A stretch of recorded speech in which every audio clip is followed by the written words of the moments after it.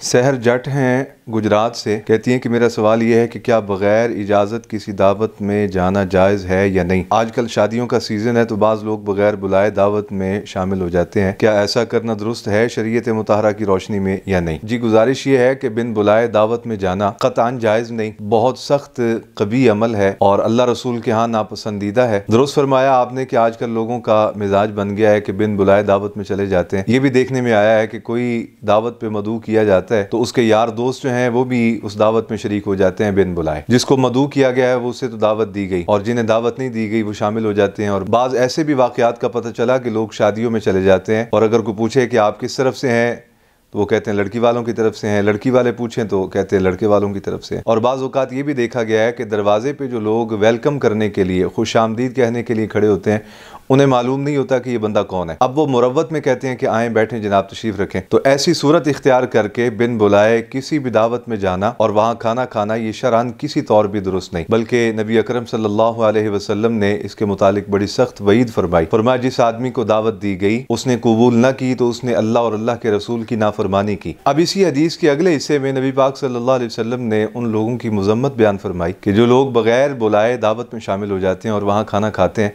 तो आका अलैहिस्सलाम ने इरशाद फरमाया जिसने बगैर बुलाए, बगैर दावत के, बगैर मदऊ किए किसी दावत में शिरकत की और वहाँ खाना खाया तो फरमाया ऐसा शख्स चोर बन के दाखिल होता है और जब वहाँ से खाना खा के उठ के रवाना होता है तो अल्लाह रसूल की नज़र में वो डाकू की हैसियत से निकलता है। तो मेरे अज़ीज़ान गिरामी, ये क़तअन दुरुस्त नहीं, सख्त नापसंदीदा है अल्लाह रसूल की नज़र में। इससे इज्तनाब करना चाहिए, बचना चाहिए।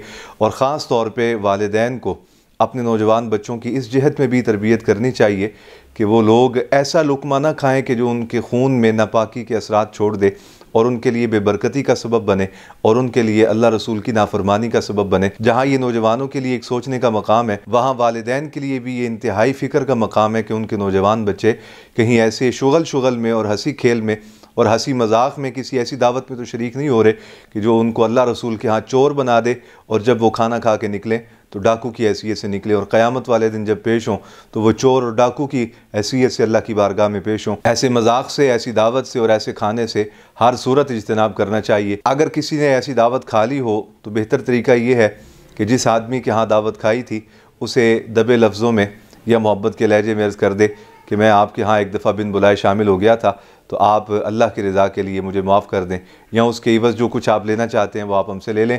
भैया दुनिया में जो आप दे देंगे वो आखिरत में देने से 1000 दर्जे बेहतर होगा। अस्सलामु अलैकुम व रहमतुल्लाहि व बरकातुहू।